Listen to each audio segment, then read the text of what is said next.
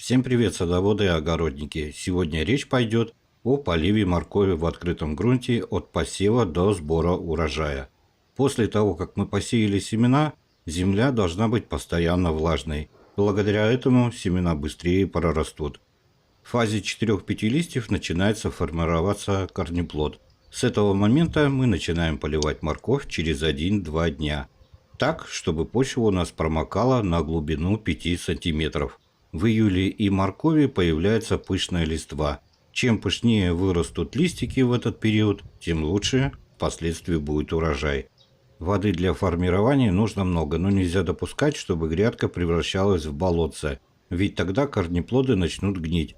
Полив в этот месяц требуется обильный, но более редкий. Вода должна проходить вглубь почвы, расплываясь по грядке. Поливать стоит один раз в 4-6 дней. Чтобы отрегулировать количество влаги, стоит посмотреть на вынутый корешок. Если он раздваивается, значит воды было слишком много. Если же он выглядит жестким, сухим и несочным, лучше увеличить частоту или объем полива. Еще обращаю ваше внимание на то, что в июле полив делаем обильный, чтобы земля у нас промокала на глубину от 10 до 20 сантиметров, в зависимости какого примерно размера ваш корнеплод.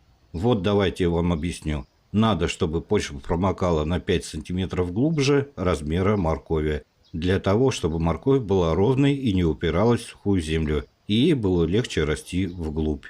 На песчаных почвах делаем также обильный полив, но чаще, чем на глинистых.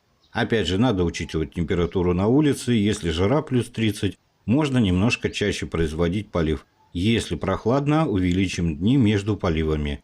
Конечно, все нюансы я учесть не смогу в этом видео, но вот так вот приблизительно я придерживаюсь этих правил полива моркови. Дам вам маленький совет. У меня всегда есть палочка, которой я проверяю, на какую глубину я увлажнил почву, при этом зная, какой длины у меня морковь.